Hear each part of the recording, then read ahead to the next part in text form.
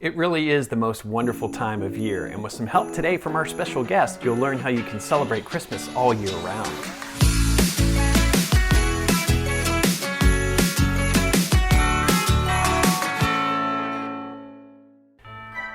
Christmas. So many happy memories growing up, from family get-togethers to decorating the house in a real pine tree, to seeing all those tacky Christmas lights in the neighborhood, eating all that food and baking all those Christmas cookies, opening all those presents under the tree, watching the TV specials like Charlie Brown, and having time off from school.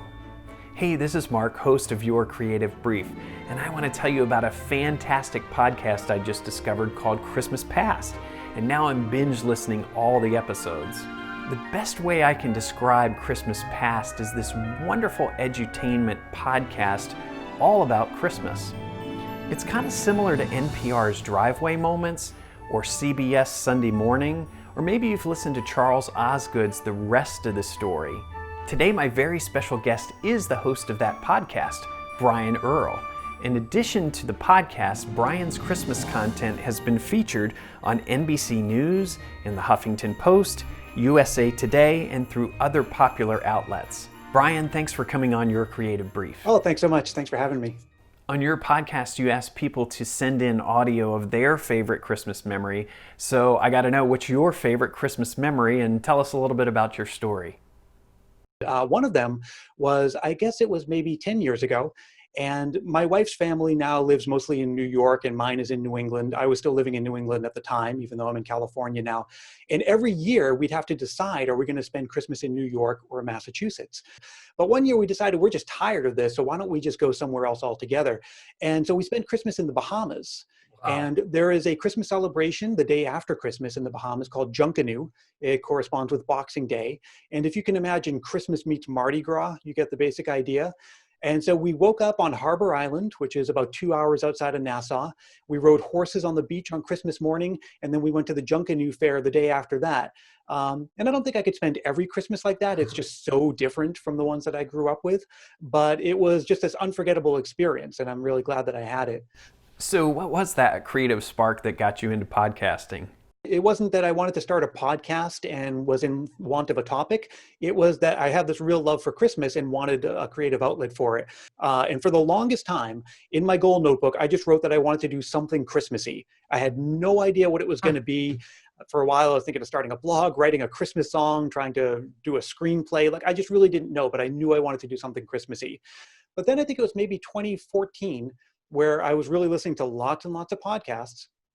And the ones that I prefer tend to be the NPR style ones like Freakonomics and Radiolab. And I said, oh gosh, I wonder if NPR has its own Christmas podcast. So I went looking, and it turns out they kind of do. They have this one that they publish. It's kind of a collection of their best holiday stories, but it wasn't the thing I was looking for. Like, where is that, Radiolab meets Christmas, or like Freakonomics investigates why we eat turkey every Christmas dinner. Like, I was looking for that and I didn't find it.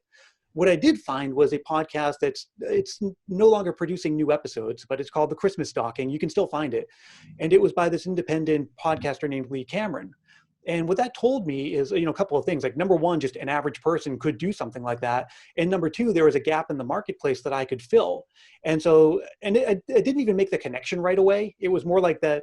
After I went looking for that podcast, the NPR podcast, and didn't find it. And then I think it was a couple of weeks later, I opened up my goal notebook, and then there was that light bulb over the head moment. Like, oh, okay, like, I get it now. I'm going to put two and two together and make the Christmas podcast that I wish existed. Now, had you done anything similar to podcasting before, or did you just jump right in and start recording and releasing your content? I had a couple of things I knew I wanted to do. Number one was I was just going for some kind of NPR vibe. And specifically what that meant is I was going to interview guests and then kind of cut it up into clips and weave narration around it to try to imitate that news piece style.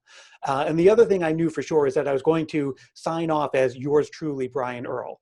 And that is a nod to an old-time radio show called Yours Truly, Johnny Dollar. If someone listening to your story right now is inspired to start a podcast, what would be the very best piece of advice you would give them?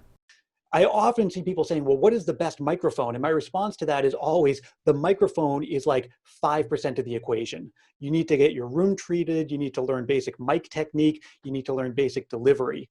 So it's really basic stuff, but just start small, take it slow, stay true to your vision, and improve as you go. Some of my favorite episodes on your podcast are the story behind Rudolph the Red-Nosed Reindeer, early Christmas advertising, and why we say Merry Christmas. So what other kind of content can people expect to hear on Christmas Past? Well, during the Christmas season, which we define typically as between Thanksgiving and Christmas, most of the episodes are telling the backstories behind your favorite Christmas traditions. And usually there is some surprising little facts that are behind the reasons that we celebrate things that we do. And there are a lot of Christmas traditions that we sort of experience mostly through reference. We always hear about wassail or sugar plums, even though we don't typically eat sugar plums at Christmas. They're just sort of like in the atmosphere. And so I try to tell the story behind those. Throughout the year, however, I'll interview people, we'll do roundtable discussions. Oftentimes I'll have some friends on and we'll play a game of Christmas trivia. And most recently I've been narrating classic Christmas fiction. So even in the run up to this season, I read an entire novel, The Campfire Girls in the Allegheny Mountains. I'll do classic short stories. And I even just kicked off this season by reading The Velveteen Rabbit. And I might do a couple more of those throughout the season. But the beating heart of the show, the bread and butter, is and will always be those sort of fascinating backstories behind your favorite Christmas traditions.